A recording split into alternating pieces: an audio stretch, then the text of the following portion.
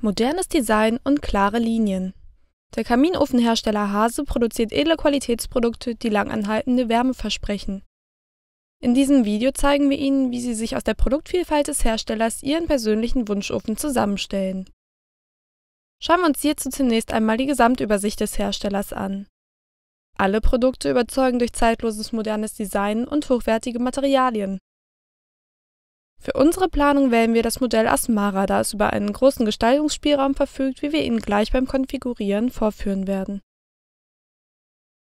Zunächst erhalten wir jedoch die Eckdaten sowie nähere Informationen zum gewählten Produkt.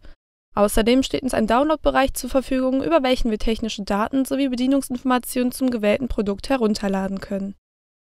Über das Grad-Symbol erhalten wir außerdem eine rotierende Produktansicht, über die wir unseren Kaminofen von allen 3 Seiten begutachten können. Durch erneutes Anklicken des Modells stoppt die Rotation. So lässt sich der Ofen aus jeder Perspektive bestens begutachten. Anschließend geht's an die Personalisierung.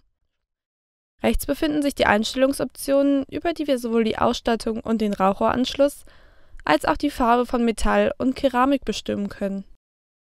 Für unseren Kaminofen bevorzugen wir eine glatte Keramikoberfläche. Die Metallelemente erhalten wir in klassischem Silbergrau. Für die Keramikverkleidung wählen wir hingegen einen warmen Sandton. So ergibt sich ein moderner und zugleich einladender Farbmix. Nur noch den passenden Rauchrohranschluss festlegen und fertig ist unser Wunschofen. Falls Sie nun einen Händler in Ihrer Nähe kontaktieren möchten, können Sie einfach die Händlersuche betätigen und so einen Ansprechpartner in Ihrer Umgebung ausfindig machen. Probieren Sie es aus und gestalten Sie Ihre persönliche Wärmeoase. Wir wünschen Ihnen viel Spaß dabei.